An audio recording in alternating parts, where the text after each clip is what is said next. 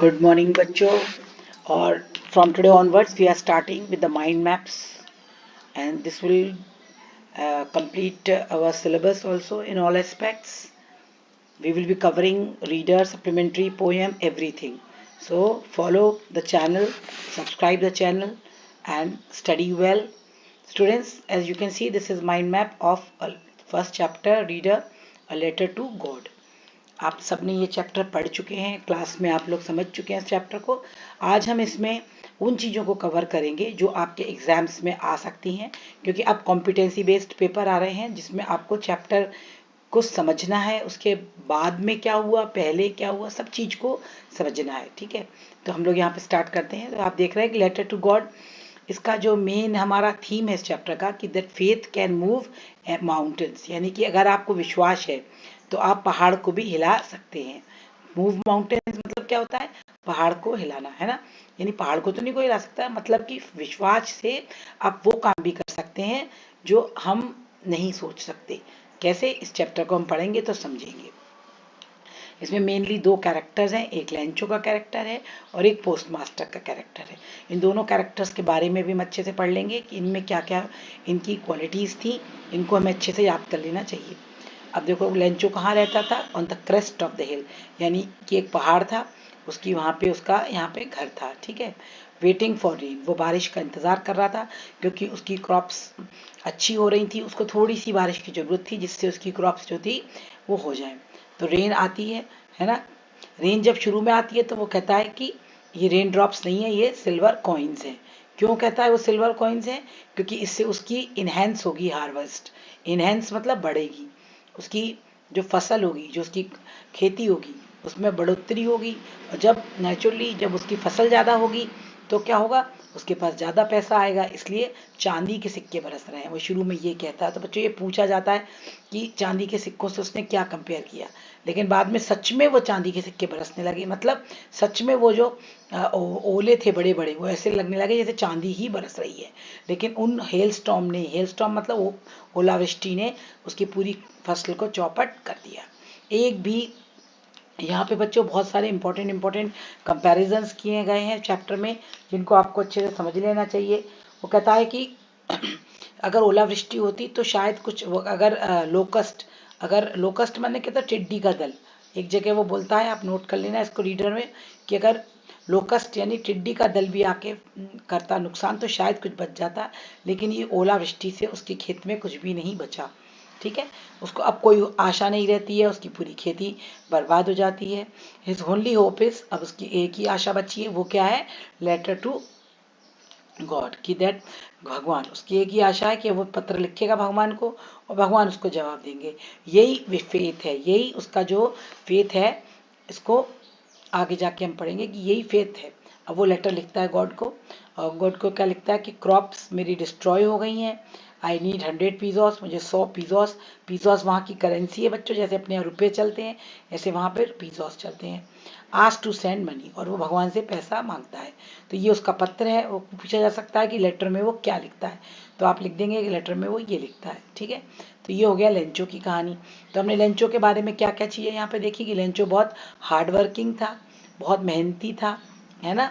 इसके लिए एक वहाँ पे कहा गया है कि ऑक्स एक बैल की तरह, ऑक्स ऑफ अ मैन, है ना. ये भी एक उसके लिए मेटाफर यूज़ किया गया है कि ऑक्स ऑफ अ मैन है, यानी कि जैसे बैल बहुत मेहनत से काम करता है, ऐसे मनुष्य के रूप में लेंचो भी बहुत ज़्यादा मेहनत से काम किया करता था. तो यहाँ पे दो चार जो कंपैरिजन हैं बच्चों, उनको हमको ध्यान में रखना है.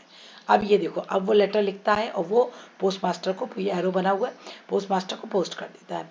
अब पोस्ट मास्टर पहले तो इनिशियली हंसता है, उस लेटर को देख के हंसता है, लेकिन फिर वो देखता है कि नहीं, ये इंसान का विश्वास है और वो नहीं चाहता कि उसका विश्वास डगमगाए, है ना. तो Marvels at his face, Marvels माने उसको बड़ा अच्छा लगता है, वो बहुत खुश होता है कि ऐसा भी विश्वास है क्या. तो उस विश्वास को बनाए रखने के लिए शेकन अप ना हो उसका, it does not want his faith to be shaken up. अब वो ये क्वेश्चन पूछा जाता है कि उसने क्यों उसको पत्र का जवाब दिया, क्योंकि वो नहीं चाहता था कि उसके विश्वास को चोट पहुंचे. क्योंकि अगर पोस्ट मास्टर जवाब नहीं देता तो शायद लेंचो का भगवान में से विश्वास हट जाता है या कम हो जाता, तो वो ये नहीं चाहता था. तो उसने कहा कि ठीक है, मैं इसकी हेल्प करता हूँ. तो उसने हेल्प करने के लिए क्या जरूरत था, हेल्प करने के लिए क्या की जरूरत थी, पैसे की। तो उसने पैसे इकट्ठे करे, उसने अपनी आधी सैलरी दे दी, हाफ सैलरी। उसने अपने पोस्ट एम्प्लॉयज़ जितने भी कर्मचारी थे उन सबसे भी उसने पैसे मांगे। इस तरह से करके जितने पैसे वो बेचारा इकट्ठे कर सकता था उसने इकट्ठे करे, और उसने उसको एक एनवेलप में डाला। कितने पिज़्ज़ास इकट्ठे हो गए थे, 70 पिज़्ज़ास, है ना बच्चों। तो लेंचो ने कितने मांगे थे, 100, उसको कितने मिले, 70। वो उसको पोस्ट कर देता है। अब लेंचो अगले दिन आता है और आके लेटर को जब खोलता है तो देखता है कि उसमें गुस्सा हो जाता है कि उसमें केवल 70 पिज़्ज़ास है, उसने भगवान से कितने मांगे थे, 100।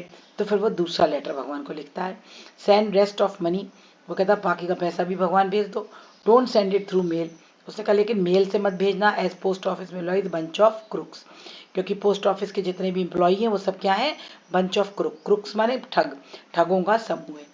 तो यानी कि वो क्या सोचता है कि भगवान ने तो 100 भेजे थे, लेकिन उसमें से 30 पिज़्ज़ास किसने निकाल लिए, पोस्ट ऑफिस वालों ने निकाल लिए।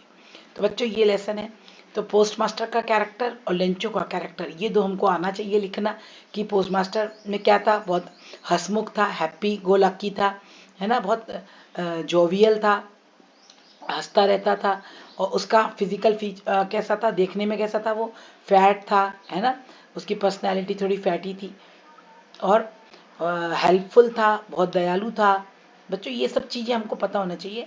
अब इसमें एक कॉम्पिटेंसी बेस्ड के आधार पे हमको कुछ क्वेश्चन और तैयार करने पड़ेंगे, कि अब आप बताइए कि जब पोस्ट मास्टर ने ये पढ़ लिया कि वो उसको ठग कह रहा है तो उसको क्या महसूस हुआ होगा, या पोस्ट मास्टर ने क्या होगा। तो इसके लिए ये आंसर यहाँ पे मैंने लिखा है कि उसने कहा होगा कि उसने तो ऑफेंडेड, ऑफेंडेड माने उसको गुस्सा आया होगा ना, ऑफेंड माने गुस्सा, कि उसको वो ठग कह रहा है। वो डिजेक्ट भी हो गया होगा, वो काफ़ी निराश हुआ होगा, डिजेक्टेड माने निराश हुआ होगा, कि उसने तो अपनी आधी तनख्वाह दे दी, उसने सारे पोस्ट ऑफिस एम्प्लॉयज से पैसा इकट्ठा करके दिया, है ना, लेकिन पोस्ट मास्टर उसको कह रहा है बंच ऑफ क्रुक, तो उसको थोड़ा क्रोध भी आया होगा और वो थोड़ा निराश भी हुआ होगा। Out of the kindness of his heart and his want to Lencho faith in unpaired, Lencho had distrusted him. तो उसको ये लगता कि उसने तो दया दिखाई और लेंचो का विश्वास ना भगवान में हिले, है ना, डगमगाए नहीं, इसलिए उसने लेटर उसको जवाब दिया। लेकिन उसको थोड़ा सा लेंचो ने उसको डिस्ट्रस्ट किया, उसके ऊपर विश्वास नहीं किया, उसके एम्प्लॉयज़ पे विश्वास नहीं किया। तो ये हो सकता है कि आगे से वो कभी ऐसा काम ना करे। ये भी आप लिख सकते हैं कि शायद पोस्ट मास्टर आगे से कभी ऐसे पत्रों के जवाब ना दे, या पोस्ट मास्टर कोशिश करे कि 100 मांगे हैं तो 100 ही पूरे दे, ताकि उस व्यक्ति का विश्वास बना रहे। तो बच्चों ये चैप्टर की समरी है। इसमें अब कहीं से कोई भी क्वेश्चन आता है शॉर्ट या लॉन्ग तो आप लोग लिख सकते हैं। तो इसलिए समरी को अच्छे से नोट कर लीजिए, और जो जो चीज़ें मैंने इसमें इंपॉर्टेंट बताई हैं उनको आप ध्यान से पढ़ लीजिए। कल मैं आपको दूसरा वीडियो दूंगी नेल्सन मंडेला का। Thank you, have a nice day.